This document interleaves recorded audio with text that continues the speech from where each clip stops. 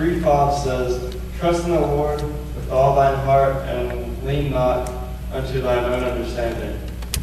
And that's a great verse that, it talks about sometimes the things in this world, we try to do things on our own. And we try not to get God involved because we feel like we're not good enough to do the things that God wants us to do. But God has a plan for us, and all we have to do is trust in Him and use Him in our life. All right, say I have a glass of water, and I'm holding it right here. And the glass of water represents my life. So I'm holding it. And water is light, right? So if you just sit there and hold it, it's not going to be a problem. But until like 3 or 4 minutes, it starts to get heavier and heavier. Say we add some more water onto it, it's going to get heavier and heavier. So like my life is in this cup of water, and things are getting added on, and it gets heavier and heavier. But I'm trying to hold it up by myself, and I can't do it because it gets heavy. But God has a table underneath that glass of water, and He's just saying, sit it down. Sit it down. That's all I got to do. Because we get to the point where we can't do all the things by ourselves that happen in our life, and all God is saying to do is just sit that glass of water down on His table and let Him take the lead.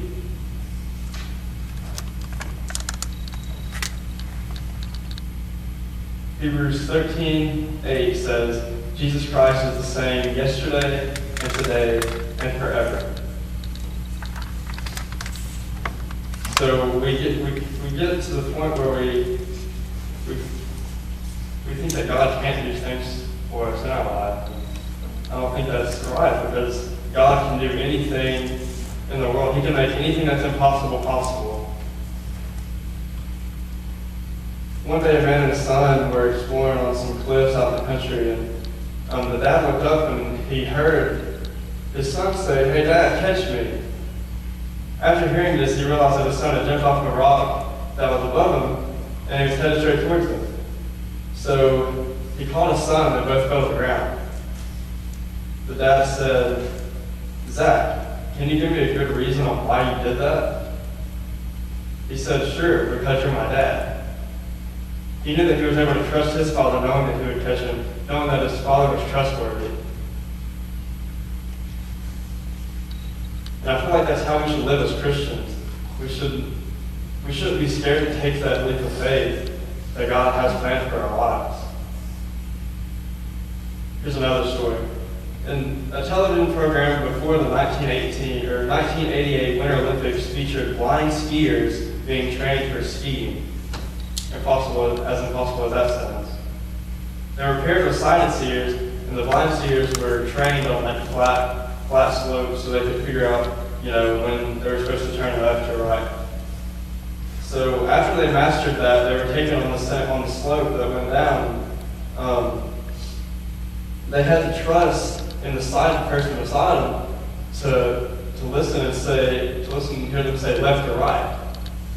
So you can imagine if you're blind and you're going down a ski slope and you're on skis, you don't know where you're going. So you have to trust your sighted partners. And it's the same thing with God.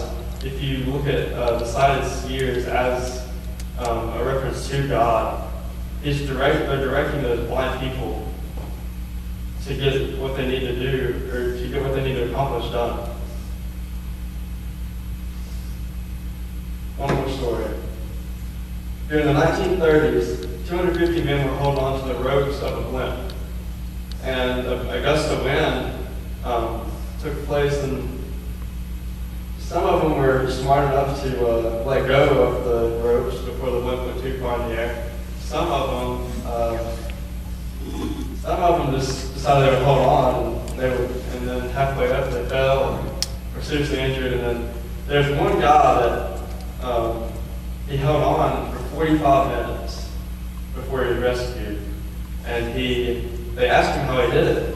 And he said, "Well, I never held on. I just tied the rope around me, and it held on to me." And that's how we should look at our life with God, Because we shouldn't have to, try and pull God into us or like hold on to God because He's right there holding on to us. So we shouldn't have to worry about if God's there or not, because He always is holding on to us.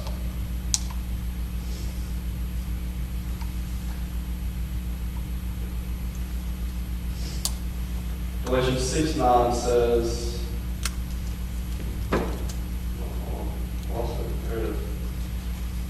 and let us not be weary in well-doing, for in due season we shall reap if we faint not.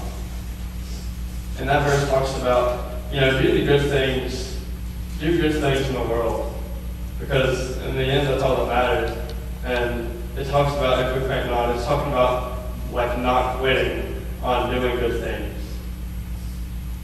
So don't be afraid to help someone out. Say like for me at school, if somebody drops their books, I shouldn't turn my back and just say, oh, I don't want to help you. I should be willing to do good things for the world because it's all that matters. But if you haven't caught on to what I'm trying to get to you today, it's all about trust. In the first story, it talked about the kid jumping off the cliff to get to his dad. And he trusted that his dad would catch him, and he did. In the second story, it was about the blind skiers. I just can't imagine going down a slope without being able to see where you're going. And you have to solely listen to the person beside you and trust that they're going to help you. Because if they don't help you, then you can get seriously injured. And in the third story, he trusted that rope would hold on to him. And he held on for 45 minutes, so he had to get pretty high in the air. But no matter what goes on in our lives, God is with us every step of the way. Through hard times and through even good times. He's always there. He's there when we're sleeping, He's there when we're in school, He's there when we're in church. He's everywhere. He's here right now. But if you want God to come into your life, you have to make that decision yourself. You have to open that door to let God in and allow Him to work in your life. You have to give Him complete control, because God can do anything in your life, no matter how impossible it seems, or no matter how terrible things have been. He can make a terrible situation become an amazing situation.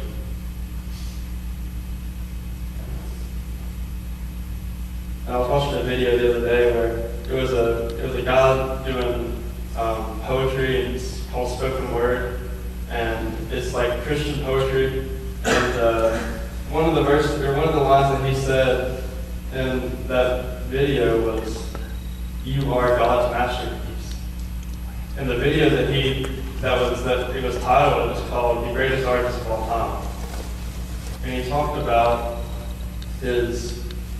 going to see this guy, or seeing him on the street or something, and he said, "Who's your favorite artist?" And he was like, I don't know, he wasn't sure if it was music or painting or whatever. So the guy that really asked him the question didn't really care about his answer. He just wanted to tell him who he thought was the greatest artist. And the guy that made the video said, well, the greatest artist of all time is God. He created everything. And when he said that you are God's masterpiece, it really hits home, because He created you, and you can do anything in the world, even if it's impossible. But all I have to say today is just trust God with everything in your life, and just let Him take complete control of your life. Thank you.